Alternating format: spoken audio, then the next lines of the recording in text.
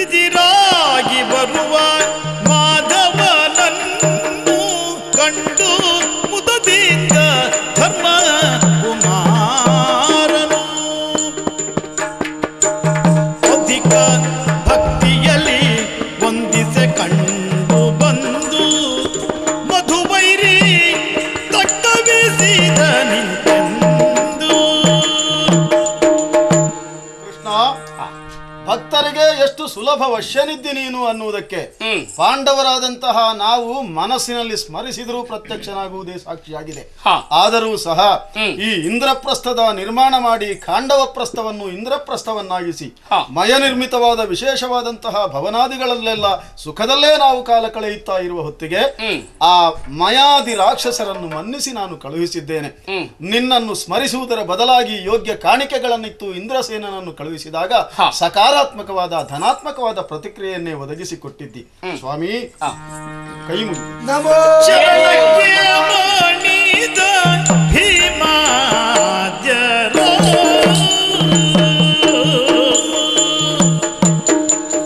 ಚರಣಕ್ಕೆ ಮಣಿದ ಭೀಮಾದ್ಯರ ಒಪ್ಪಿ ಒಪ್ಪಿ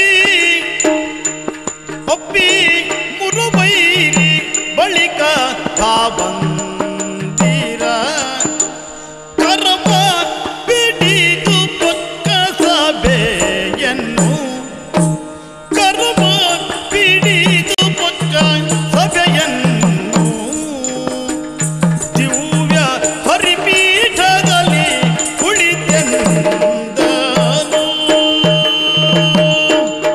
ಧರ್ಮರಾಜ, ಕೃಷ್ಣ, ಭೀಮಾರ್ಜುನರೇ, ದೇವ, ಹೇಳಿ ಹೇಳಿ. ಧರ್ಮರಾಜ, ಇಂದ್ರಸೇನನ್ನ ಕಳುಹಿಸಿ ಇಲ್ಲಿವರೆಗೆ ನನ್ನನ್ನು ಭರಿಸಿಕೊಂಡಿಯಲ್ಲ, ಯಾವ ಕಾರಣದಿಂದ ಅಂತ ಕೇಳಬಹುದೇ? ಸೂಚ್ಯವಾಗಿ ಅವನು ಹೇಳಿದ್ದಿರಬಹುದಲ್ಲ. ನೀ ತಿಳಿಯದ ಮರ್ತ್ಯನಂತಿಂದು ನೀ ತಿಳಿಯದ ಮರ್ತ್ಯನಂತಿಂದು ಕೇಳುವುದ್ಯಾತಕ್ಕೆ ನಾರದ ಮುನಿ ಬಂದು ಕೇಳುವುದ್ಯಾತಕ್ಕೆ ನಾರದ ಮುನಿ ಬಂದು ತಾತಗೆ ದಿವದೋಡ್ ಇಂಬಿಲ್ಲೆಂದು ತಾತಗೆ ದಿವಳೋಡ್ ಇಂಬಿಲ್ಲೆಂದು ಪೇದ ಭೂತಳಾಧಿಪಯಾಗ ಗೈಯಂದು ಪೇದ ಭೂತಳಾಧಿಪಯಾಗ ಗೈಯಂದು. ನಿನ್ನ ಕೃಪಾಶೀರ್ವಾದದ ಬಲದಿಂದ ಇಂದ್ರಪ್ರಸ್ಥವನ್ನು ಸುಕ್ಷೇಮದಿಂದ ಆಳುತ್ತಾ ಇದ್ದ ಕಾಲಕ್ಕೆ ದೇವಋಷಿಗಳಾದಂತಹ ನಾರದರ ಆಗಮನವಾಯಿತು. ಬಂದವರನ್ನು ಉಪಚರಿಸಿದೆ. ಆಮೇಲೆ ಬಂದ ಹದನೇನೆಂದು ಕೇಳುವ ಸಾಮಾನ್ಯ ರೂಢಿಯ ಮಾತನ್ನೇ ನಾನು ಅವರ ಮುಂದಿಟ್ಟಿದ್ದೆ. ಸ್ವಾಮಿ, ಆ ಹೊತ್ತಿಗೆ ನಮ್ಮ ಮನಸ್ಸನ್ನು ಕಲಕುವಂತಹ ಮಾತುಗಳನ್ನೇ ನಾರದರು ಆಡಿಬಿಟ್ರು. ಸ್ವರ್ಗದ ಸುರಸಭೆಯನ್ನು ಸೇರಿದ್ದರಂತೆ. ಆ ದೇವೇಂದ್ರನ ಸಭೆಯಲ್ಲಿ ನಳ ಹರಿಶ್ಚಂದ್ರಾದಿ ನೃಪಕುಲ ತಿಲಕರಿಗಿದ್ದಂತಹ ಸ್ಥಾನ ನಮ್ಮಪ್ಪ ಪಾಂಡು ಚಕ್ರವರ್ತಿಗೆ ಇಲ್ಲವಂತೆ. ನಾವೈವರು ಲೋಕೋತ್ತರ ವೀರರಾದಂತಹ ಮಕ್ಕಳಿರುತ್ತಾ ನಮ್ಮ ತಂದೆ ದಿವಸಭೆಯಲ್ಲಿ ಅಂತಹ ಸ್ಥಾನವನ್ನು ಪಡೆಯದೇ ಹೋದನೆಂದಾದರೆ ಏನು ಮಾಡಲಿ, ಅವನಿಗೆ ಮಕ್ಕಳಾಗಿ ನಾವು ಏನು ಪ್ರಯೋಜನ? ಹೀಗೆ ನನ್ನ ಸಮಸ್ಯೆಯನ್ನು ತೋಡಿಕೊಂಡಾಗ ಸಲಹೆಯನ್ನು ಕೊಟ್ಟರು.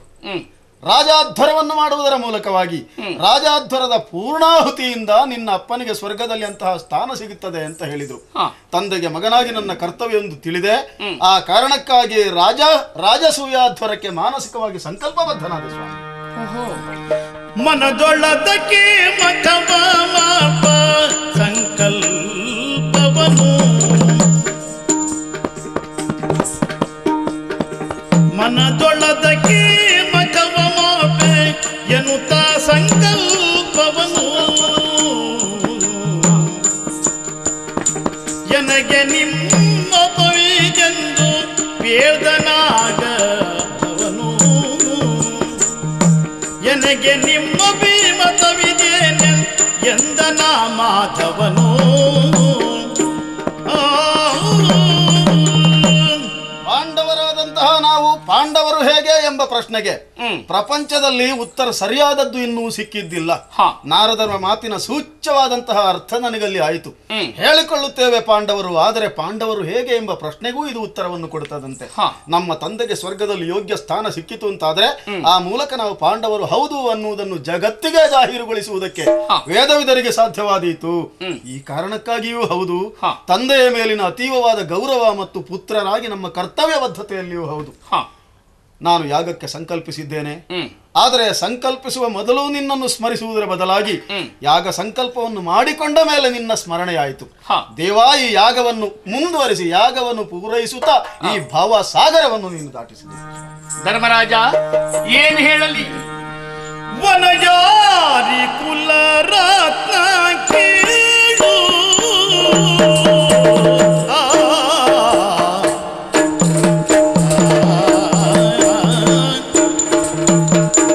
ವನಜಾರಿ ಕುಲರತ್ನ ಕೇಳು, ವನಜಾರಿ ಕುಲರತ್ನ ಕೇಳು, ದೇವ ಮುನಿಪ ನಾರದನ ಮಾತಿನುಳು, ದೇವ ಮುನಿಪ ನಾರದನ ಮಾತಿನುಳು.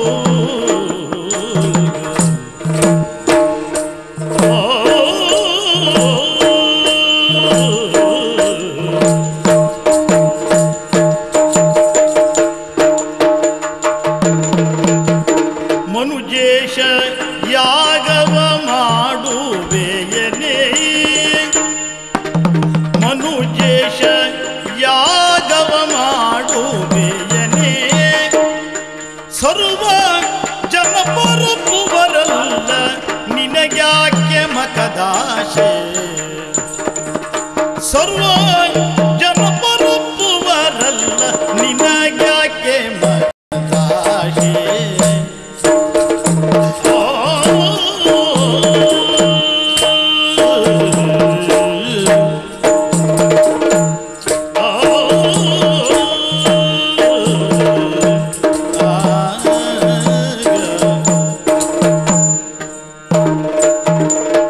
ವನಜಾರಿ ಕುಲರತ್ನ ಕೇಳು, ದೇವ ಮುನಿಪ ನಾರದನ ಮಾತಿನುಳು, ದೇವ ಮುನಿಪ ನಾರದನ ಮಾತಿನುಳು, ದೇವ ಮುನಿಪ ನಾರದನ ಮಾತಿನುಳು.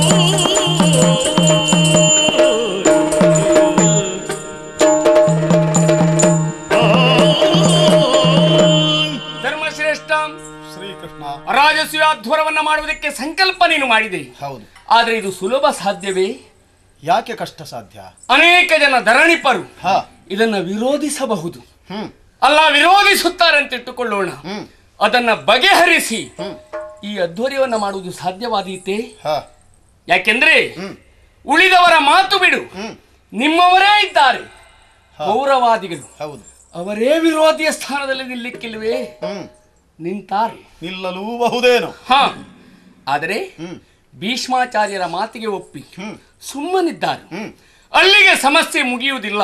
ಮತ್ತೆ ಅನೇಕ ಧರಣಿಪರು ವಿರೋಧಿಸುವಾಗ ಇಂತಹ ಮಹಾಧ್ವರ್ಯವನ್ನ ಮಾಡಬೇಕಾದ್ರೆ ಇನ್ನೂ ಅನೇಕ ಮುಖ್ಯರಿದ್ದಾರೆ. ಧರ್ಮರಾಜ, ಇದ್ದಾರೆ ಮಾಗಧ ಮತ್ತು ಶಿಶುಪಾಲ. ಅವರಿಬ್ಬರಲ್ಲಿ ಒಬ್ಬರಿಬ್ಬರೊಳಗೆ ಮಾಗಧನು,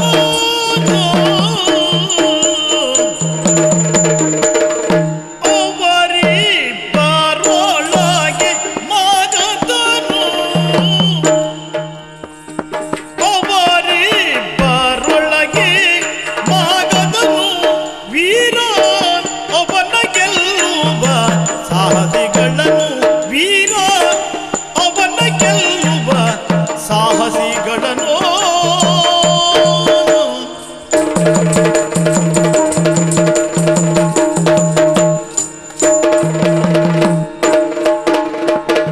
ಅವನಿಯೋ ನಾಗಾಣಿ, ಅವನಿಯೋ ನಾಗಾಣಿ, ಮಧುರೆಯ ಬಿಟ್ಟು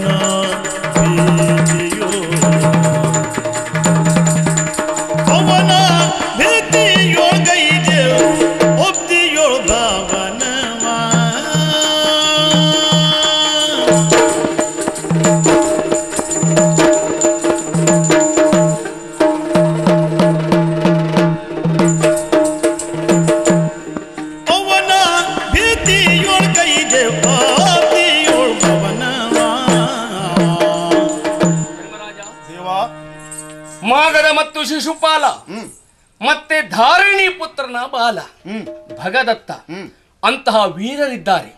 ಅದರಲ್ಲಿಯೂ ಮಗಧ ಮತ್ತು ಶಿಶುಪಾಲ ಅವರಿಬ್ಬರೊಳಗೆ ಮಾಗಧನು ಮಹಾಬಲಿಷ್ಠ ಪ್ರಚಂಡ ವಿಕ್ರಮಿ ಅಂತ ಅಸಮ ಸಾಹಸಿಯನ್ನ ತೊಡುಕಿ ಗೆಲ್ಲುವವರು ನಮ್ಮಲ್ಲಿ ಯಾರಿದ್ದಾರೆ ಅಂತ ಹೇಳಿ.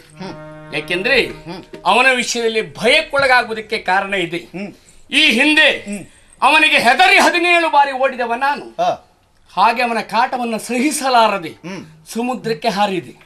ದ್ವಾರಕಾ ನಿರ್ಮಾಣ ಆಗಿರುವುದು ಮಗಧನ ಹೆದರಿಕೆಯಿಂದ. ನಾನು ಅವನಿಗೆ ಹೆದರುತ್ತೇನೆ. ನಾನೇ ಅವನಿಗೆ ಹೆದರುವಾಗ ಮಗಧನ ಸದೆ ಬಡಿಯುವುದಕ್ಕೆ ನನ್ನ ಸಹಕಾರ ಕೊಡ್ತೇನೆ ಅಂತ ಯಾವ ಧೈರ್ಯದಲ್ಲಿ ನಾನು ಹೇಳುವುದು ಅಂತೇಳಿ ಇದ್ಯಾವುದನ್ನು ಪೂರ್ವಾಪರ ಯೋಚಿಸದೆ ರಾಜಸೀಯಾಧ್ವರವನ್ನ ಮಾಡುವುದಕ್ಕೆ ಸಂಕಲ್ಪ ಮಾಡಿಬಿಟ್ಟಿಯಲ್ಲ. ಸಂಕಲ್ಪ ದೋಷವೊಂದು, ಅದರೊಟ್ಟಿಗೆ ಮಾಡದೆ ಆಗುವುದಿಲ್ಲ ಅನ್ನುವುದಕ್ಕೆ ಇನ್ನೊಂದು. ಈ ರೀತಿಯ ದೋಷಗಳು ಬಾಧಿಸುತ್ತದೆ. ಯಾಕಾದ್ರೂ ಸಂಕಲ್ಪ ಮಾಡಿದೆ ಅಂತ ಹೇಳಿ ಇದು ಸಾಧ್ಯವೇ? ಇನಿತು ಘನವೇ ಕೃಷ್ಣ ಹೇ ಶ್ರೀಕೃಷ್ಣ. ಇನಿತು ಘನವೇ ಕೃಷ್ಣ ಯಾಗಗೆ ಜನಪರು ಪಟಳು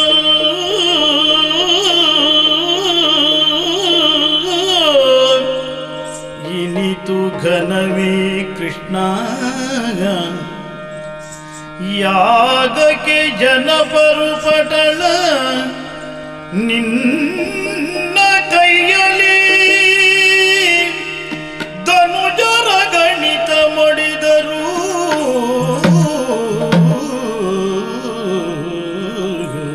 ಅದಷ್ಟನ್ನು ಬಲ್ಲೆ. ನಿನ್ನ ಕೈಯಲ್ಲಿ ಧನುಜರ ಗಣಿತ ಮಡಿದರು ಈ ಮಗಧ ನೃಪಾಲಕರು ನಿನಗೆ ಮಣಿಯರೇ.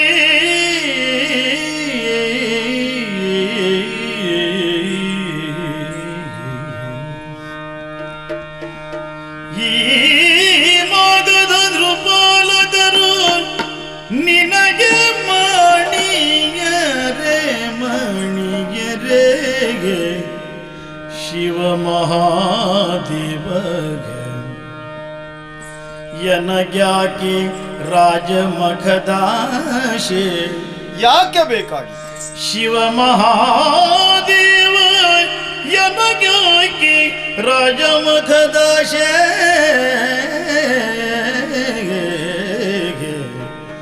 ಇನಿತು ಘನವೇ ಕೃಷ್ಣ ಇನಿತು ಘನವೇ ಕೃಷ್ಣ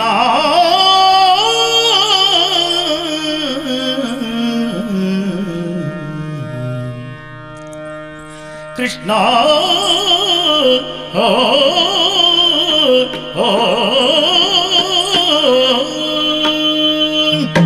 ಯಾಗವನ್ನು ಸಾಗಿಸುತ್ತಾ ಭವಸಾಗರವನ್ನು ನೀನು ದಾಟಿಸ್ತೀಯ ಎಂಬ ವಿಶ್ವಾಸವನ್ನು ಹೊಂದಿ ಮಖ ಸಂಕಲ್ಪಬದ್ಧನಾದವನು ನಾನು. ಆದರೆ ಕೃಷ್ಣ, ಈಗ ನೀನು ಆಡುತ್ತಿರುವಂತಹ ಮಾತುಗಳನ್ನು ಕೇಳಿದರೆ ಇನಿತು ಘನವೇ. ಹೌದು, ಒಂದು ಯೋಚನೆ ನನಗೆ ಬಂದದ್ದು ಹೌದು. ನೀನು ಹೇಳಿದ ಮೇಲೆ ರಾಜತಾಂತ್ರಿಕವಾಗಿ ಮಗಧ ಶಿಶುಪಾಲರು ನನ್ನನ್ನು ವಿರೋಧಿಸುವುದಕ್ಕೆ ನೀನು ಕಾರಣನಾಗುತ್ತಿ. ಮಗಧನಿಗೂ ನನಗೂ ಮನಕಷಾಯವಿಲ್ಲ, ಅವನಿಗೂ ಶಿಶುಪಾಲನಿಗೂ ನನಗೂ ಯಾವ ದ್ವೇಷವೂ ಇಲ್ಲ. ಆದ್ರೆ ಅವರಿಬ್ಬರೂ ನಿನ್ನ ದ್ವೇಷಿಗಳಾಗಿದ್ದಾರೆ. ನಾನು ನಿಮಗೆ ಸಹಾಯ ಮಾಡಿದರೆ ಈ ಪಕ್ಷದಲ್ಲಿ ನೀನಿದ್ದಿ ಎನ್ನುವ ಕಾರಣಕ್ಕಾಗಿ ಆದರೂ ಅವರು ಯಜ್ಞಕಂಟಕರಾದರು. ಆದರೆ ಒಂದು ಸಮಾಧಾನ ಇದೆ. ಓಡಿ ಕೊಂದೆಯ ಕಾಲ ಯವನನು ಕೈವಾಡಿ ಕೈಟವನ ಕೊಂದೆ, ಬೇಡಿ ಬಲಿಯನ್ನು ಪಾತಾಳ ಕಟ್ಟಿದೆ ನೀನು. ನಿನ್ನನ್ನು ಕೊಲ್ಲಬೇಕು ಅಂತ ಯಾರಾದರೂ ಓಡಿಸಿಕೊಂಡು ಬಂದ್ರೆ ಅವರೇ ಬಿದ್ದು ಸತ್ತ ಇತಿಹಾಸ ಉಂಟು. ಅಥವಾ ನೀನೊಬ್ಬನನ್ನು ಕೊಲ್ಲಬೇಕು ಅಂತ ಮನ ಮಾಡಿದ್ರೆ ಹೇಗಾದ್ರೂ ನಕ್ಕು ಅತ್ತು ಬೇಡಿ ಕಾಡಿ ಹೇಗಾದ್ರೂ ಕೊಲ್ಲಬಲ್ಲ ಸಾಮರ್ಥ್ಯವನ್ನು ಹೊಂದಿರುವವ ಧನುಜಾರಿ ಎನ್ನುವುದು ನಿನಗೆ ಅನ್ವರ್ಥವಾಗಿದೆ. ಅಂತಹ ನೀನಿರುತ್ತಾ ಶಿಶುಪಾಲನೋ ಮಗಧನೋ ಇತರ ನೃಪಾಲರೋ ನಿನಗೆ ಮಣಿಯದೇ ಉಳಿದಾರೆ ಕೃಷ್ಣ. ಬರಿದೆ ನಾನು ಯಾಗ ಸಂಕಲ್ಪವನ್ನು ಮಾಡಿ ಕೆಟ್ಟೆನಲ್ಲ. ಶಿವ ಶಿವ, ದೋಷವೇ ಬಂದು ಹೋಯ್ತು. ಯಾರಿದ್ದಾರೆ? ನಡೆದವರೆಗೆ ಮಣಿದಂದನ ಭೀಮ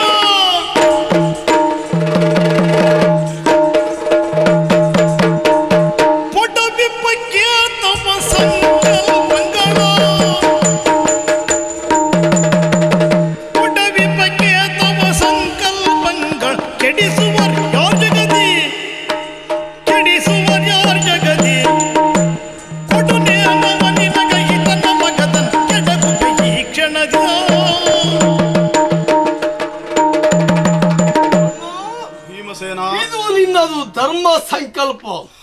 ಈ ಧರ್ಮ ಸಂಕಲ್ಪ ಮೀರುವ ಕೆಡಿಸುವ ಯಾರ ಜಾಗದಲ್ಲಿ ಮಾಗದ ಇದ್ದಾನೆ ಅಂತ ನೀವು ಹೇಳಿದ್ದೀರಿ.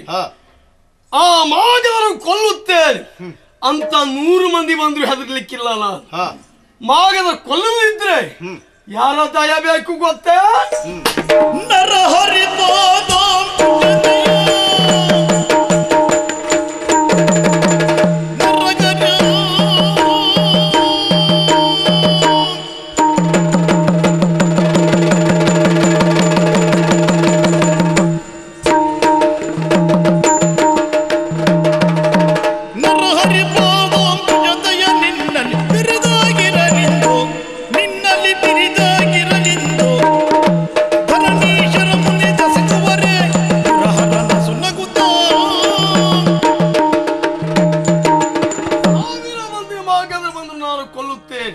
ಶ್ರೀಹರಿಯ ದಯ ಹೊಂದಿದ್ದರೆ ಅವರ ಸದ ಪಡೆಯುತ್ತೇನೆ.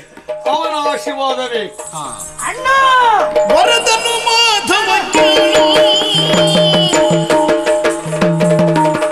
ವರದನು ಮಾಧವ ಕೇಳ್ದಯ ದಯವಿರೆ ಉಳಿದರ ಸರ ನಾನು ಕ್ಷಣದಲ್ಲಿ ತರಿವೆನು ಪಡುಕೊಂಡ ಎಂತ ಮಾತತಾನೋ.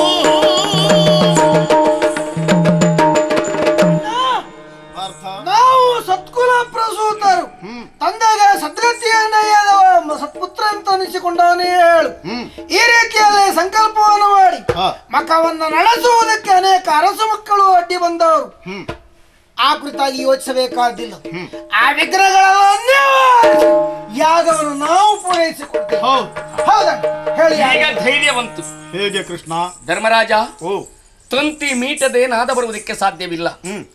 ನಿನ್ನ ಈ ದುಃಖದ ವ್ಯವಹಾರವನ್ನ ತಿಳಿದು ಪೌರುಷದಿಂದ ಅಣ್ಣ ತಮ್ಮಂದಿರು ನುಡಿದರು. ನಿನ್ನ ಮಾತುಗಳನ್ನು ಕೇಳುವಾಗಲೇ ನನಗೊಂದು ಅನುಮಾನ ಇತ್ತು. ನೀನು ಯಾವ ಗೋಡೆಗೆ ಹೊರಗೆ ನಿಂತಿದ್ದೀಯೋ ಆ ಗೋಡೆಗೆ ಪೆಟ್ಟು ಬೀಳಬೇಕಾದ್ರೆ ಎದುರಿನ ಗೋಡೆಗೆ ಹೊಡೆಯುವವ ನೀನು. ಅಷ್ಟು ಮಾಡಿದ್ರಿಂದ ಇವರಿಗೆ ಎದ್ದು ನಿಂತರು. ಹೌದು, ಇದು ಹೊಸತೇನಲ್ಲ. ಅಂತೂ ಕಂಠಕ ಪರಿಹಾರವಾಗುತ್ತೆ ಎಂಬ ಧೈರ್ಯ ನನ್ನ ಪಾಲಿಗೂ ಬಂತು. ಮಗದನನ್ನು ವಧಿಸುವುದಕ್ಕೆ ದುರವೀಳ್ಯವನ್ನ ಕೊಳ್ಳಿತು. ಕನಕ ಪಾತ್ರೆಯೊಳಿತು ವೀಳ್ಯವ ಅನಿಲ ಜಗಿ ಹರಿದಯದಿ ಮಾಗದ ಜನಪನನು ಜಯಿಸೆನುತ.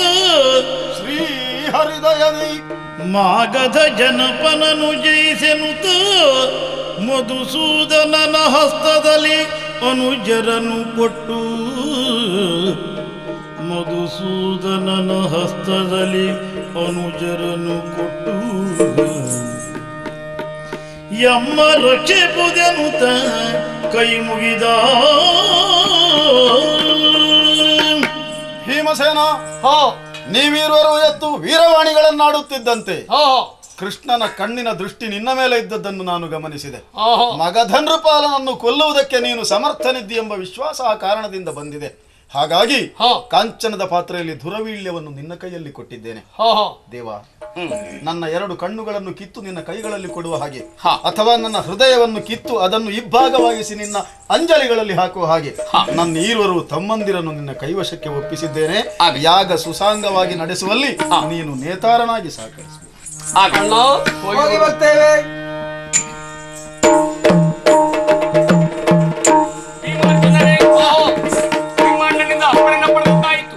ಮಾಡುವುದಲ್ಲ ಗಿರಿಯವರಿಗೆ ಸಾಗೋಣ.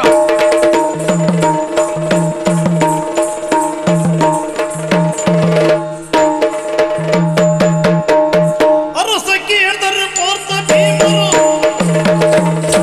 ಅರಸ ಕೇಳಿದರೆ ಪಾರ್ಥ ಭೀಮರು ಗಿರಿಯರು ಕಿದಿರಲಿ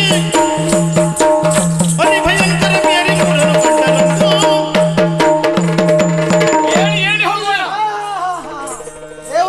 ನಿರೀಕ್ಷಿಸಿ ಪಾರ್ಥ ಕೇಳಿದ.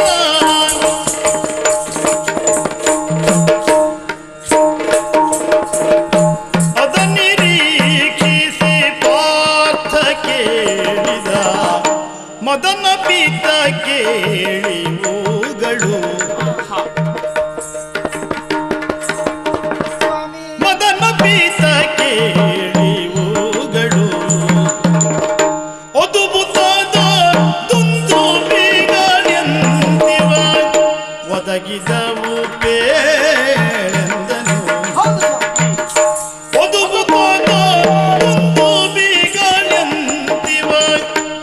ಸಾಗಿದವು ಕೇಳೆಂದವು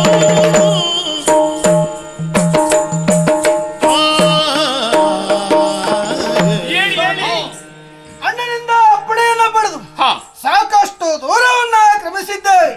ಇದೋ ಗಿರಿಯನ್ನ ಏರುತ್ತಿರುವ ಸಂದರ್ಭ ಅದು ಆ ಗಿರಿಯ ತೊಟ್ಟ ತುದಿಯಲ್ಲಿ ಏನೋ 3 ಅದ್ಭುತವಾದಂತಹ ಆಕೃತಿಗಳನ್ನ ನಾನಿಂದು ಗಮನಿಸುತ್ತಾ ಇದ್ದೇನೆ. ಅದೇನು, ಅದನ್ನ ಯಾಕೆ ಇರಿಸಿದ್ದಾರೆ, ಅದನ್ನ ಇರಿಸಿದವರೇನು, ಅದರ ಇರಿಸಿದವರು ಯಾರು, ಅದರ ಮಹತ್ವಕ್ಕೆ ಏನು, ಏನಾದ್ರೂ ಗೊತ್ತಿದ್ರೆ ದಯಮಾಡಿ ತಿಳಿಸಬೇಕು ಸ್ವಾಮಿ. ಇದಕ್ಕೊಂದು ಘಟನೆಯೇ ಹಿಂದೆ ಘಟಿಸಿದೆ, ಕೇಳೋಣ. ಭೀಮಾರ್ಜುನರೇ, ಹರಿನುಡಿದ ನರ ಕೇಳು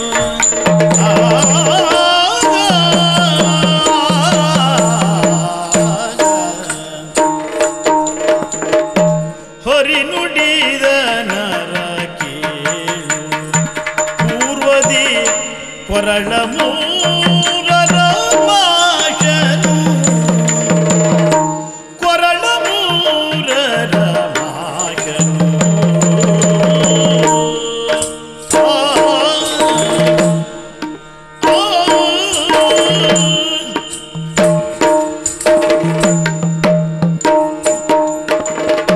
ಸುರರ ಬಾಧಿಸೆ ಅವನ ಮಾರ್ದಿಸೆ ಸುರರ ಬಾಧಿಸೆ ಅವನ ಮಾರ್ದಿಸೆ ಪರಮಶಿವನೈತಂದನು ಆ ಪರಮಶಿವ ಐತಂದನು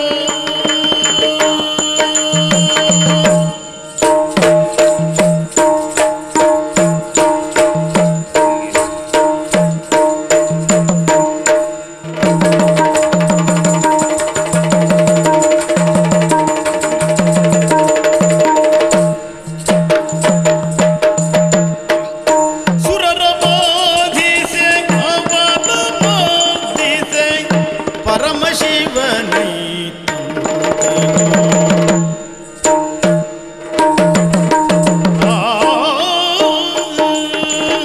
ಭೀಮಾರ್ಜುನರೇ, ಅದ್ಭುತವಾದಂತಹ ಆಕಾರವನ್ನು ಇಲ್ಲಿ ಕಾಣುತ್ತಾ ಇದ್ದೀರಿ. ಇದಕ್ಕೆ ಕಾರಣ ಇದೆ. ಒಂದು ಸಂದರ್ಭದಲ್ಲಿ ಮಾಷ ವೃಷ ಎನ್ನುವಂತ ಇಬ್ಬರು ದಾನವರಿದ್ದರು.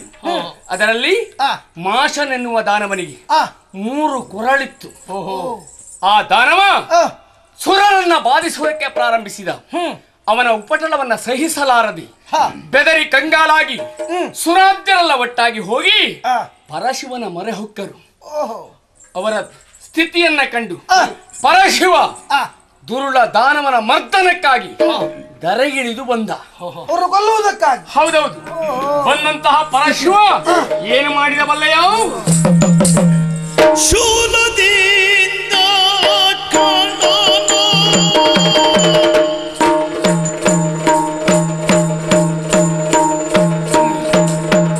ಶೂಲ ಶೂಲ ಶೂಲದಿಂದ ಶೂಲದಿಂದ ಖಳನ ಕಂಠದ ನಾಳವನು ಕತ್ತರಿಸಲು ಖಳನ ಕಂಠದ ನಾಳವನು ಕತ್ತರಿಸಲು ಕಾಲನಾದದ ಅವನನು ಜವೃಷ ಶೂಲಧರಗಿದಿರಾಗನು ಕಾಲನಾದದ ಅವನನು ಜವೃಷ ಶೂಲಧರಗಿದಿರಾಗನು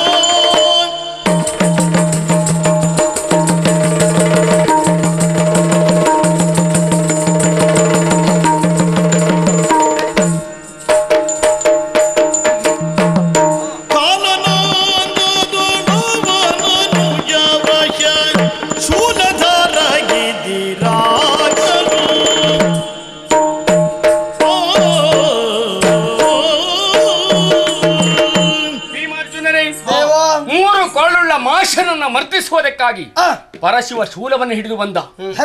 ಶೂಲದಿಂದ ಅವನ ಕಂಠಕ್ಕೆ ಇರಿದ. ಹಾಗೆ ನಾಳವನ್ನು ಕತ್ತರಿಸಿದ. ಹೌದು, ಕಂಠಕ್ಕೆ ಇರಿದು ಕತ್ತರಿಸಿದ ನಾಳವನ್ನು ಬದಿಯಲ್ಲಿ ಇರಿಸಿದ.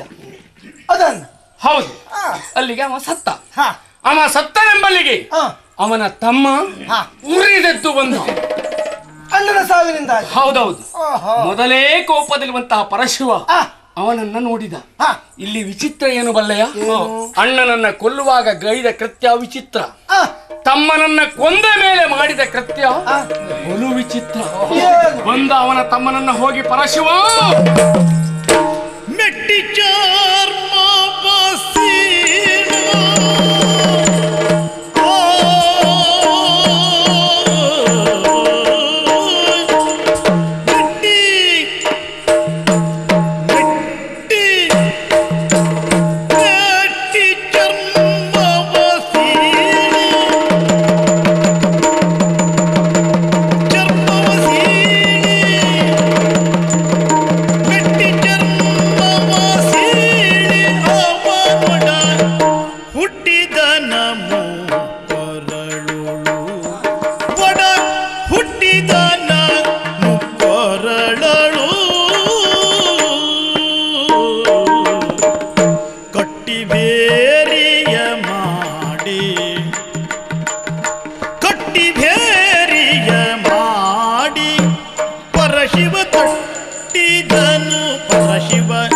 ತೊಟ್ಟಿದನು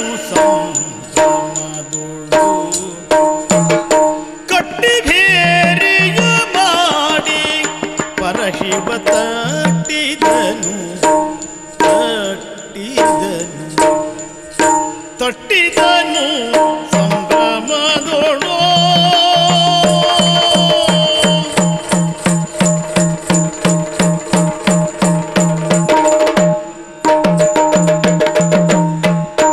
ಕಟ್ಟಿಬೇರಿಯ ಮಾಡಿ ಪರಶಿವ ತೊಟ್ಟಿದನು ಸಂಭ್ರಮದೋಳು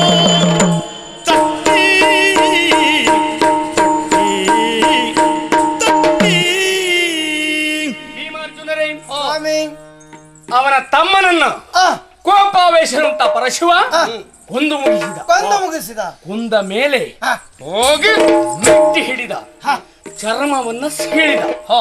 ಆ ಚರ್ಮ ಉಂಟಲ್ಲ, ಮೊದಲು ಅವನ ಅಣ್ಣನ ಕೊರಳನ್ನ ಕತ್ತರಿಸಿ ನಾಳವನ್ನ ಬದಿಯಲ್ಲಿ ಇರಿಸಿದ್ದ. ನಾಳಕ್ಕೆ ಈ ಚರ್ಮವನ್ನ ಜೋಡಿಸಿದ, ಹದಗೊಳಿಸಿ ಬಾರಿಸಿದ.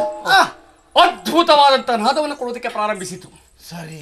ಒಂದು ಸಮಯದಲ್ಲಿ ಪರಶಿವ ತಾಂಡವ ನಾಟ್ಯಕ್ಕೆ ಇದನ್ನೇ ಬಳಸುತ್ತಾ ಇದ್ದ. ಹೌದೌದು ಸ್ವಾಮಿ. ಅಲ್ಲೇ ಒಂದು ಸಮಸ್ಯೆ ಉದ್ಭವ ಆಗ್ತಾ ಇದೆ. ಯಾಕೆ? ಪರಶಿವ ಇದನ್ನ ನಿರ್ಮಿಸಿ ತನ್ನದಂತಹ ತಾಂಡವಕ್ಕೆ ಅದನ್ನು ಬಳಸಿಕೊಂಡ. ಅದು ಕೈಲಾಸ ಪರ್ವತದಲ್ಲಿ ಇರಬೇಕಿತ್ತು, ಅಲ್ಲಿರಬೇಕಂತ ಬೇರೆ ಇಲ್ಲಿಗೆ ಆಗಿ ಬಂತು. ಕಾರಣ ಇದೆ. ಎಲಧನಂಜಯ ಕೇಳು, ಎಲಧನಂಜಯ ಕೇಳು, ರುದ್ರನ ಒಲಿಸಿ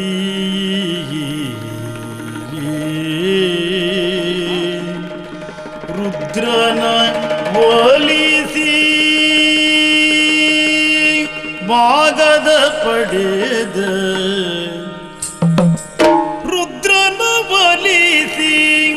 ರುದ್ರನ ಒಲಿಸಿ ಮಾಗದ ಪಡೆದ ಆತಗೆ ಮಲೆತ ವೈರಿಗಳಿದರ ಶಬ್ದವ ಕೇಳಲು ಓಡುವರು, ಇದರ ಶಬ್ದವ ಕೇಳ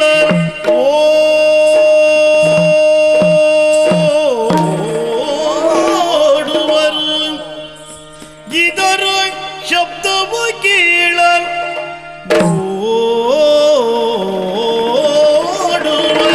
ಓಡುವರು. ಗೆಲಿದನವ ಅದರಿಂದ ರಿಪುಗಳ,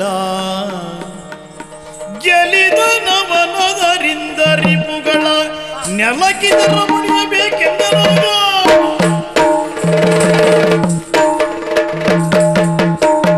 ಭೀಮಾರ್ಜುನನೇ, ಅದ್ಭುತ ನಾದವನ್ನು ಕೊಡುವಂತ ಈ ಬೇರಿ ಇಲ್ಲಿರುವುದಕ್ಕೆ ಕಾರಣ ಇದೆ. ಒಂದು ಸಮಯದಲ್ಲಿ ಮಗದ ಪರಶಿವನನ್ನ ಕುರಿತು ತಪಸ್ಸನ್ನು ಆಚರಿಸಿದ. ಅವನ ತಪಸ್ಸಿಗೆ ಭಕ್ತಿಗೆ ಪರಶಿವ ಒಲಿದು ಬಂದ. ಏನು ಬೇಕು ವರ ಅಂತ ಕೇಳಿದಾಗ ಈ ಮಗದ ಅಜೇಯತ್ವವನ್ನು ಕರುಣಿಸು ಈ ರೀತಿಯಲ್ಲಿ ವರವನ್ನು ಕೇಳಿದ. ಆಗ ಈ ಭೇರಿಯನ್ನ ಕೊಟ್ಟ. ಪರಶಿವ ಹೌದು.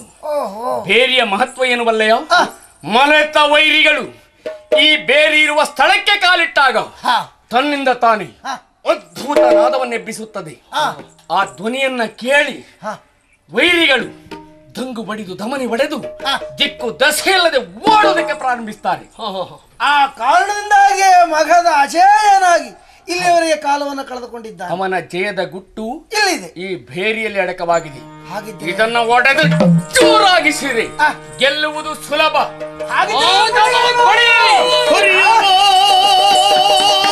ಕೇಳಿದು ಪಾರ್ಥ ಭೀಮರು ಇಳೆಯ ಬೇರಿಗೆ ಬಡಿದರಂತು.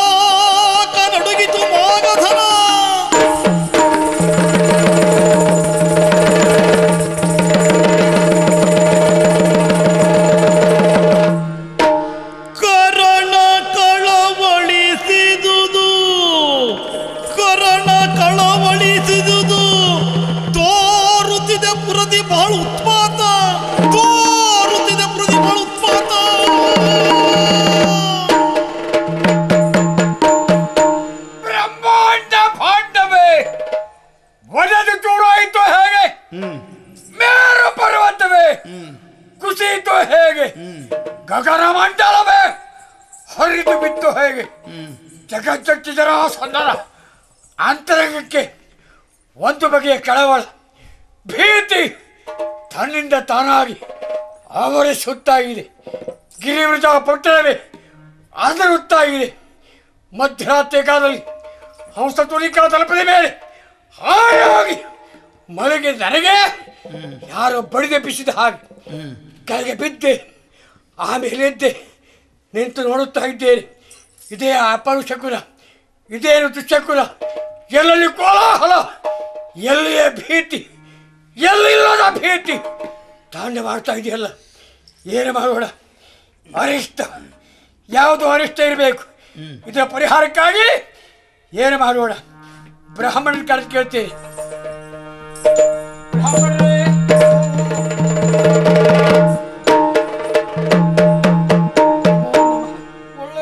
ಸ್ವಾಮಿ, ಮೈ ಮರ ನಡುತ್ತಾ ಇದೆ, ಕಾಲು ನಡುತ್ತಾ ಇದೆ, ಈ ಭೂಮಿ ನಡುಗುತ್ತಾ ಇದೆ. ನೋಡಿ ಅಲ್ಲಿ ಆಕಾಶ ಮಂಡಲದಿಂದ ನಕ್ಷತ್ರಗಳು ಪಟ ಪಟರೆಂದು ಉದುರುತ್ತಾ ಇವೆ. ಆ ಕಡೆಗೆ ಜ್ವಾಲಾಮುಖಿ, ಈ ಕಡೆಗೆ ಕೋಲಾಹಲ. ನೋಡಿ ಸ್ವಾಮಿ, ಭೂಮಿ ಬಾಯ್ದರಿಯುತ್ತಾ ಇದೆ. ಕುದುರೆಗಳ ಹೇಷಾರವ, ಆ ಆನೆಗಳ ಕಿಡಿಡುವಿಕೆ, ಅದು ಅಂಬಾ ಅಂಬಾ ಎಂದು ಹಗ್ಗವನ್ನು ಹರಿದು ಓಡಿ ಹೋಗುತ್ತಾ ದನ ಕರುಗಳು ಈ ಕೋಲಾಹಲವನ್ನು ವಿಚಿತ್ರ ಅನುಭವ ಕಂಡಾಗ ನಮ್ಮ ಎದೆಗೆ ಯಾರ ಶೂರನಿಟ್ಟ ಹಾಗೆ ಹೆದರಿಕೆ ಅನುಭವ ಆಗ್ತಾ ಇದೆ. ಏನು ಅರಿಷ್ಟ ಇರಬಹುದೇ? ಇದರ ಪರಿಹಾರಕ್ಕೆ ಮಾರ್ಗ ಇದೆ. ಅನಿಷ್ಟ ಹೌದು, ಪರಿಹಾರವೂ ಉಂಟು. ಯಾವುದು? ನಾನು ಹೇಳ್ತೇನೆ. ಎಲೆ ಭೂಪ ನೀ ಮಾಡು ಅದ್ಭುತ ಶಾಂತಿಯನ್ನು, ಭೂಪ ನೀ ಮಾಡು ಅದ್ಭುತ ಶಾಂತಿಯನೆಂದು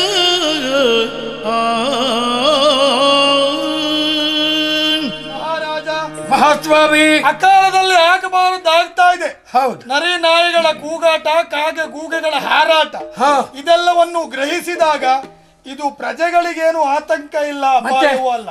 ಇದೊಂದು ರಾಜಾರಿಷ್ಟ ಅಂತ ಹೇಳಿ. ರಾಜಾರಿಷ್ಟ? ಹೌದು. ಅಖಂಡ ಭೂಖಂಡದಲ್ಲಿ ಚಕ್ರೇಶ್ವರನಾಗಿ ಮಾಡುತ್ತಿರುವ ನನ್ನ ಜೀವನಕ್ಕೆ ಗಂಡಾಂತರ. ನನಗೆ ಗಂಡಾಂತರ ಬಂದ್ರೆ ನಮ್ಮ ಪ್ರಜಾತನಿಗೆ ಗಂಡಾಂತರ ಉಂಟಾದ ಹಾಗೆ ಮಹಾಗಂಡಾಂತರ. ಹಾಗಾದ್ರೆ ಏನು ಮಾಡೋಣ? ಇದಕ್ಕೆ ಪರಿಹಾರ ಉಂಟು. ಇದು ಪರಿಹಾರ ಆಗಬೇಕು ಅಂತಾರೆ ಅದ್ಭುತ ಶಾಂತಿಯನ್ನು ಮಾಡಬೇಕು. ಅದ್ಭುತ ಶಾಂತಿಯ ಹೆಸರೇ ಅದ್ಭುತ. ಅತ್ಯದ್ಭುತ ಕೋಲಾಹಲದ ಪರಿಹಾರಕ್ಕಾಗಿ ಅದ್ಭುತ ಶಾಂತಿ. ಹೆಸರೇ ಹಾಗೆ. ಹೌದು, ಹೆಸರೇ ಹಾಗೆ. ಭೂದಾನ, ಗೋದಾನ, ವಸ್ತ್ರದಾನ, ಅನ್ನದಾನ, ಧನ ಧಾನ್ಯಾದಿ ದಾನಗಳನ್ನ ಮಾಡಿ ಬ್ರಾಹ್ಮಣರನ್ನ ಸಂತೃಪ್ತಿ ಪಡಿಸಿದೆ ಅಂತ ಆದ್ರೆ ಬಂದಂತ ಸಂಕಷ್ಟ ನಿವಾರಣೆ ಆಗ್ತದೆ. ಹೌದು. ಉಳಿದೆಲ್ಲ ಪರಿಕರಗಳು ಏನೇನು ಬೇಕು ಎನ್ನುವುದನ್ನ ನಾನೇ ಹೇಳಿ ಮಾಡಿಸಿಕೊಳ್ತೇನೆ. ನಾಳೆ ಉದಯಕ್ಕೆ ಸರಿಯಾಗಿ ತಮ್ಮ ಸವಾರಿ ಚಿತ್ತೈಸಬೇಕು. ಆಯ್ತು, ನಮ್ಮ ಬಿಡದಿಗೆ ಹೋಗಿ ಬನ್ನಿ. ಒಳ್ಳೆಯದಾಯ್ತು.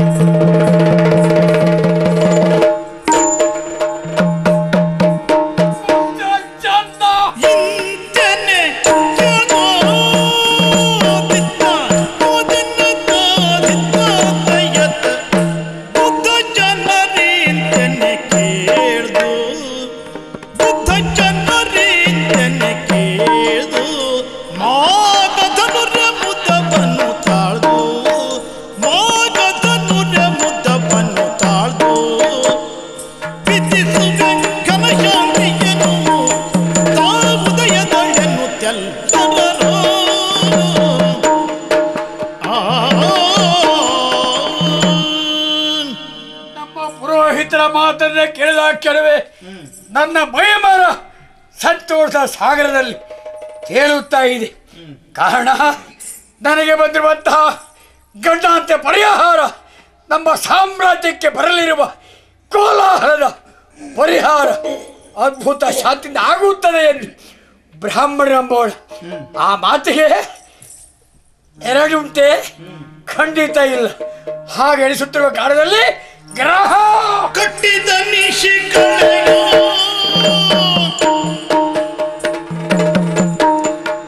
ಗ್ರಹ ಕೊಟ್ಟಿದ ನಿಶಿಕಳೆಯೇ ಆ ಮಿಹಿರನ್ನು ಮುದ್ದದಿಂ ಸುಳಿಯೇ ಆ ಮಿಹಿರನ್ನು ಮುದ್ದದಿಂ ಸುಳಿಯೇ ಆ ಮಿಹಿರನ್ನು ಮುಗದಿಂ ಸುಳಿಯ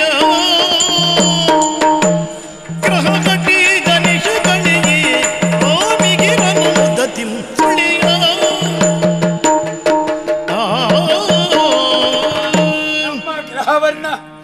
ನಮ್ಮ ಗ್ರಹಚಾರ ಕಟ್ಟಿರುವಂತಹ ನಿಸೆ ಕಳೆಯುತ್ತಾ ಇರುವಂತೆ ಭಗವಾನ ಭಾಸ್ಕರ ದೇವ ಉದಯಾಂತ ಶಿಖರವೇರಿ ತನ್ನ ಕಿಡವರ ಬೀರುತ್ತಾ ಮೇಲೆದ್ದು ಬರುತ್ತಾ ಇದ್ದಾರೆ. ಭಗವಾನ ಸೂರ್ಯನಾರಾಯಣನಿಗೆ ಆರೋಗ್ಯವನ್ನು ನೀಡಬೇಕಾದ್ದು ನನ್ನ ಹೊಣೆ. ಸ್ಥಾನಾನುಷ್ಠಾನ ಪೂರೈಸಿ ಆ ಭಗವಂತನ ಸ್ಮರಿಸಿ ಆಮೇಲೆ ಸುಪ್ತಿರಭೂತರಾಗಿ ನಡೆಯುತ್ತೆ ನನ್ನ ಆಸ್ಥಾನ ಮಂಟಪಕ್ಕೆ ಇರೋಣ.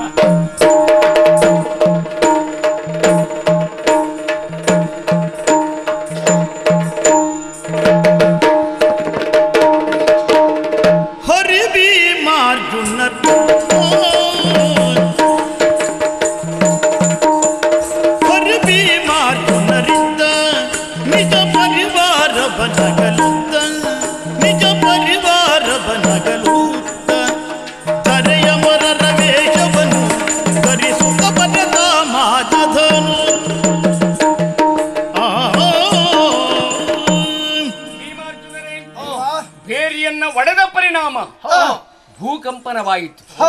ಎಲ್ಲಿ ನೋಡಿದ್ರು ಅಲ್ಲೋಲ ಕಲ್ಲೋಲ ಆಯಿತು. ಅಪಶಕುನಗಳು ಮಗದನಿಗೆ ತಲೆದೂರಿದವು. ಭಯದ ಛಾಯೆ ಕಂಪನವನ ಪಾಲಿಗೆ ಉಂಟಾಯಿತು. ಎಲ್ಲವರು ಕಂಗಾಲಾಗಿದ್ದಾರೆ. ಯಾಕೆ ಯಾಕೆ ಎಂಬ ಪ್ರಶ್ನೆ ಮೂಡಿ ನಿಂತಿದೆ. ಹಾಗೆ ಇದರ ಪರಿಹಾರಕ್ಕಾಗಿ ಅದ್ಭುತ ಶಾಂತಿಯನ್ನ ಏರ್ಪಡಿಸಿದ್ದಾನೆ. ನಾವು ಕಾಯುತ್ತಿರುವುದು ಇಂಥದ್ದನ್ನೇ. ಪ್ರವೇಶಕ್ಕೊಂದು ನಮಗೆ ಅನುಕೂಲ ಆಗಬೇಕಲ್ಲ. ಹೌದು. ಎಲ್ಲಿ ನೋಡಿ ನೋಡಿ ನೋಡಿ ಎಲ್ಲಿ ನೋಡಿದ್ರು ಬ್ರಾಹ್ಮಣರ ಸಾಲೆ ಸಾಲು ಸಾಲಾಗಿ ಸಾಗುತ್ತಾ ಇದ್ದ. ಹೌದು. ಹಾಗಾಗಿ ನಾವು ಅವರೊಟ್ಟಿಗೆ ಸೇರಿ ಹೋಗಬೇಕು. ಓಹೋ, ಹೀಗೆ ಹೋದ್ರೆ ಆದೀತೆ ಪ್ರತ್ಯೇಕವಾಗಿ ಎದ್ದು ಕಾಣಿಸ್ತೇವೆ ನಾವು. ಹೌದು ಹೌದು. ಅದಕ್ಕೆ ಉಪಾಯ ಅಂತರಿಸಿ ಬ್ರಾಹ್ಮಣ ರೂಪಿಗಳಾಗಿ ಹೋಗೋಣ. ಹೋದ ಮೇಲೆ ನಮ್ಮ ಚರ್ಯಗಳೇನು ಹೇಗಿರಬೇಕು ನಾನು ಸೂಚಿಸ್ತೇನೆ. ನಮ್ಮ ಪ್ರವೇಶ ಎಲ್ಲಿಂದ, ಹೋದ ಮೇಲೆ ನಮ್ಮ ಚರ್ಯಗಳೇನು, ಇದೆಲ್ಲವನ್ನು ಅಷ್ಟಷ್ಟು ಹೊತ್ತಿಗೆ ನಿಮಗೆ ಸೂಚನೆ ಕೊಡುತ್ತೇನೆ. ಅದರಂತೆ ನೀವು ನಡೆದರಾಯಿತು.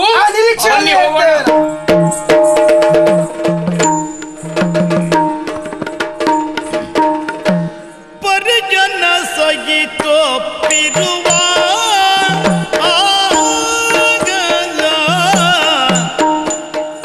ಪರಿಜನ ಸಹಿತೊಪ್ಪಿರುವ ಪರಿಜನ ಸಹಿತೊಪ್ಪಿರುವ ಪರಿಜನ ಸಹಿತೊಪ್ಪಿರುವ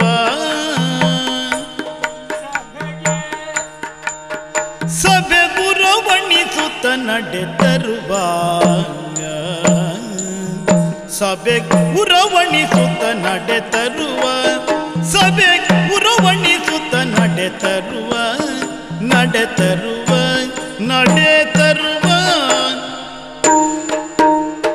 ಪರಿಜನ ತೆಗೆದುಕೊಳ್ಳುವ ಸಭೆ ಉರವಣಿಸುತ್ತ ನಡೆ ತರುವ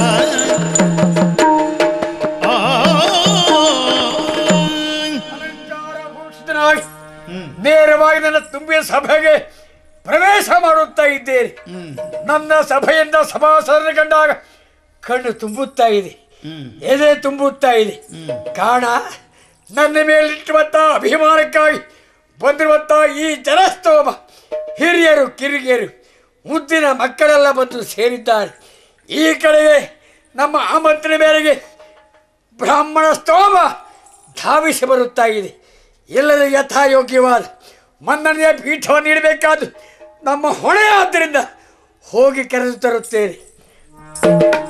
ಓಹೋ, ಪರಮ ಪೂಜ್ಯರು, ನಿಮ್ಮಿಂದ ಅಲ್ವೇ ಇಷ್ಟ ಆದದ್ದು, ಬಹಳ ಸಂತೋಷ. ಬನ್ನಿ ಕುಳಿತುಕೊಳ್ಳಿ. ಅವ್ರು ಯಾರು ಈಗ? ಓಹೋ, ಬನ್ನಿ ತಾಯಿ, ಬನ್ನಿ ಬನ್ನಿ, ಅಲ್ಲೇ ಕುಳಿತುಕೊಳ್ಳಿ. ಓಹೋ, ನೀವೆಲ್ಲ ಬಂದಿದ್ದೀರಲ್ಲ, ನೀವಿಲ್ಲದಿದ್ದರೆ ಏನೂ ಆಗುವುದಿಲ್ಲ.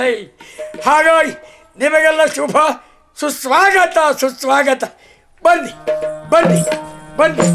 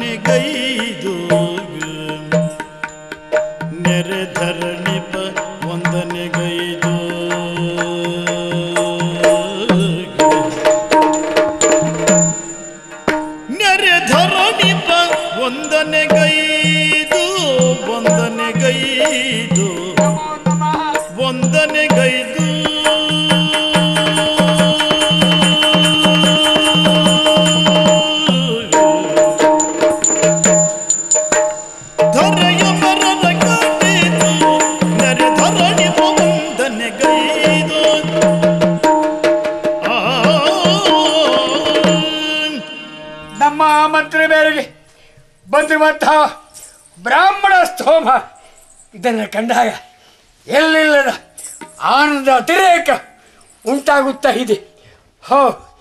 ಇದ್ದಕ್ಕಿದ್ದ ಹಾಗೆ ಅಪರ ದ್ವಾರದಲ್ಲಿ 3 ಬ್ರಾಹ್ಮಣರು ಬರುತ್ತಾ ಇದ್ದಾರೆ.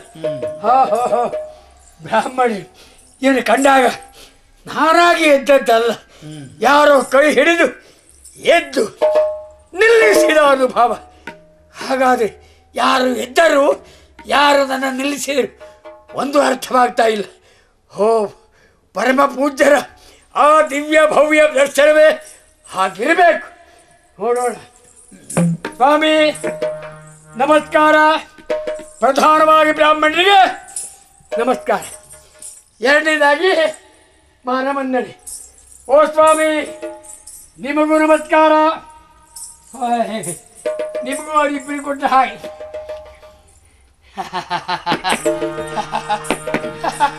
ನಸು ನಗುತ್ತಿವರ್ಗಳ ಶುಭವಾದ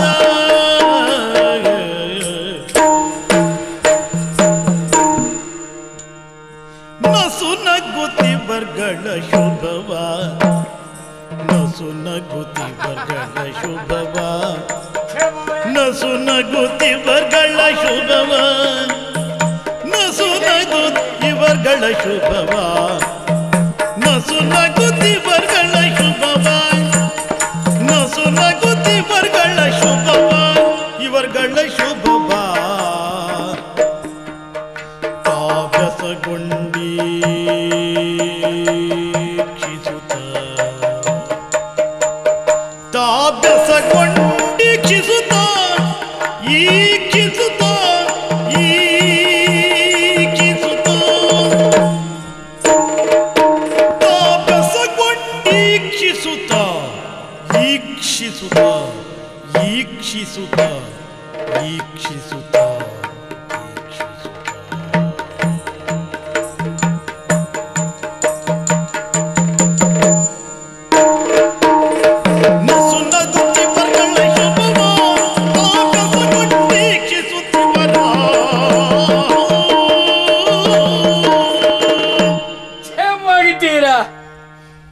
ನಿಮ್ಮ ಮನೆಯಲ್ಲಿ ಆರೋಗ್ಯವೇ?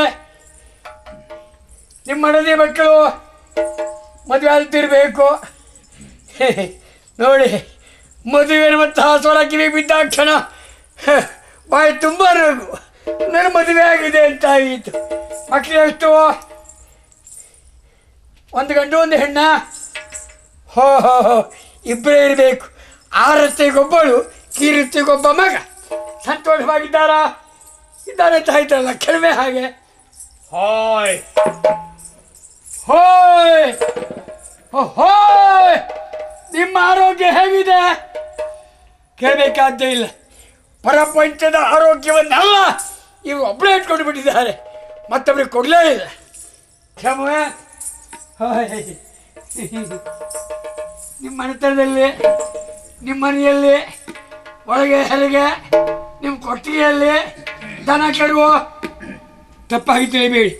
ಗೋ ಬ್ರಾಹ್ಮಣರ ಪಾಲನೆ ಅದು ನಮ್ಮಂಥ ವೀರಾದಿ ವೀರರ ಹೊಡೆ. ಹಾಗಾಗಿ ಕೇಳಿದ್ದೇನೆ, ಕ್ಷೇಮವೇ?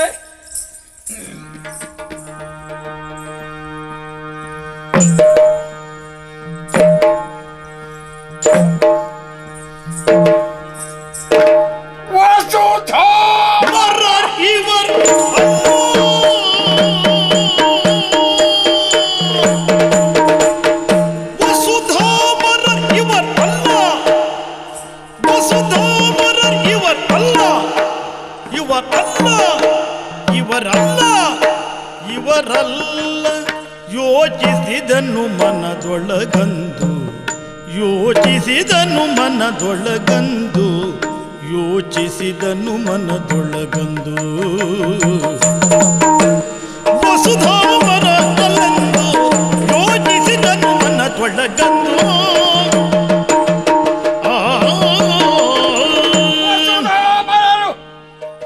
ಇವರೆಲ್ಲರಿವುದಕ್ಕೆ ಕಾರಣ ಹುಡುಕಬೇಕಾಗಿಲ್ಲ. ನಮಸ್ಕಾರ ಮಾಡೋಕ್ಕಿಂತ ಮೊದಲು ಕೈ ಎತ್ತಿ ಆಶೀರ್ವಾದ ಮಾಡಿದ್ದಾರೆ. ಆಶೀರ್ವಾದ ರಕ್ಷಣೆ ಏನು? ಹೀಗೆ ಸುಖಿ ಭವ ಎಂದು ಇವರು ಮೇಲೆ ತೋರಿಸ್ತಾ ಇದ್ದಾರೆ ಕೈಯನ್ನು. ಅಂದ ಮೇಲೆ ಆಶೀರ್ವಾದ ರಕ್ಷಣೆ ಅಲ್ಲ, ಮೂವರು ಬ್ರಾಹ್ಮಣರು ಅಪರಾಧದಲ್ಲಿ ಪ್ರವೇಶ ಮಾಡಿದ್ದಾರೆ. ಅಂದ ಮೇಲೆ ಏನಿದು? ಬ್ರಾಹ್ಮಣಿಗೆ ಮುಕ್ತ ದ್ವಾರ ಎಂದು ಘೋಷಿಸಿದ್ದೇವೆ. ಹಾಗಾದ್ರೆ ಇಲ್ಲಿಂದ ಬರಬಹುದಲ್ಲ.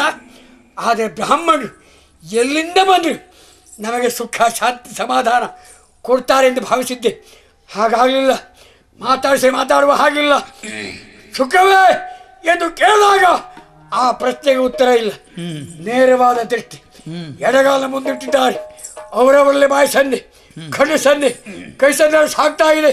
ಹಾಗಾದರೆ ಇವರು ಬ್ರಾಹ್ಮಣರಲ್ಲ. ಹೌದು. ಒಂದು ಬಗೆಯಿಂದ ಯೋಚನೆ ಮಾಡಿದರೆ ಒಂಟಿ ಬ್ರಾಹ್ಮಣ ಮನೆಯಿಂದ ಹೋಗುವಾಗ ಎದುರಿಗೆ ಬರಬಾರ್ದು, ಅಪಶಕುನ. ಇಬ್ಬರು ಬಂದರೆ ಶುಭ ಶಕುನ. ಮೂರು ಬಂದರೆ, ಮೂರು ಬರುವುದೆಲ್ಲಿಗೆ ಹೋಗುವುದೆಲ್ಲಿಗೆ? ಒಂದು ಶ್ರಾದ್ದಕ್ಕೆ ಅಥವಾ ವೈಕುಂಠ ಸಮಾರಾಧನೆಗೆ. ನಮ್ಮ ವೈಕುಂಠ ಸಮಾರಾಧನೆಯನ್ನು ಬಯಸಿ ಇವರು ಬಂದವರು ಇದು ತಿಳಿಯಬಹುದೇ? ಬೆನ್ನಿನಲ್ಲಿ ಪತ್ತಳಿಕೆ ಕಟ್ಟುವಂತಹ ಜಡ್ಡು ಎದ್ದು ಕಾಣುತ್ತಾ ಇದೆ.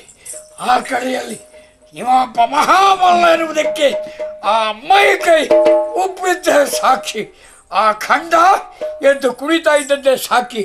ಅಂದ ಮೇಲೆ ಇವರು ಬ್ರಾಹ್ಮಣರಲ್ಲದೇ ಇದ್ದರೆ ಯಾರಾಗಿರಬಹುದು?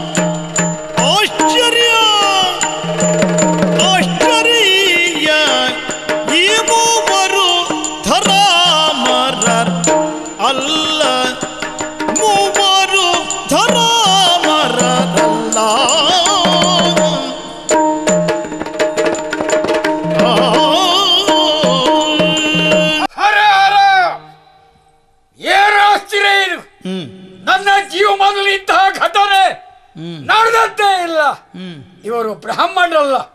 ಹಾಗಾದ್ರೆ ವೈಶ್ಯರೇ, ಅದರ ಅವಶ್ಯ ಅವರಿಗಿಲ್ಲ. ಹಾಗಾದ್ರೆ ಶೂದ್ರರೇ, ಬರುವ ಧೈರ್ಯ ಅವರಿಗಿಲ್ಲ. ಹಾಗಾದ್ರೆ ಕ್ಷತ್ರಿಯರೇ ಆದರೆ ಈ ಬಗೆಯ ವೇಷ ಧಾರಣೆ ಮಾಡಿ ಇಲ್ಲಿವರೆಗೆ ಬರುವರ ಎನ್ನಲೇ ಧ್ರುವ ವಯಸ್ಸಿಗೆ ಬಂದ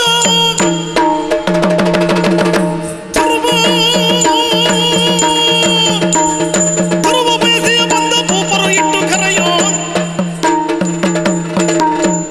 ಹೊಡೆದಾಡಿ ಹೊಡೆದಾಡಿ ಮಗಲೇಶ್ವರ ಎದೆಯ ಸ್ಥೈರ್ಯವನ್ನ ಅಳೆಯುವ ತಿಳಿಯುವ ಸಲುವಾಗಿ ಬಂದಿರಬಹುದೇ, ಬಂದವರಿರಬಹುದು ಎಂದು ಭಾವಿಸೋಣ. ಆದರೆ ಮಗದೇಶನ ಎದುರಿಗೆ ನಿಲ್ಲಬಲ್ಲ ಧೈರ್ಯ, ಆ ಸ್ಥೈರ್ಯ ಈ ಲೋಕತ್ರಯದಲ್ಲಿ ಯಾರಿಗಿದೆ? ಇಲ್ಲ ಅಂತಲ್ಲ, ಇದ್ದಾರೆ. ಯಾರು ಗೊತ್ತಾ?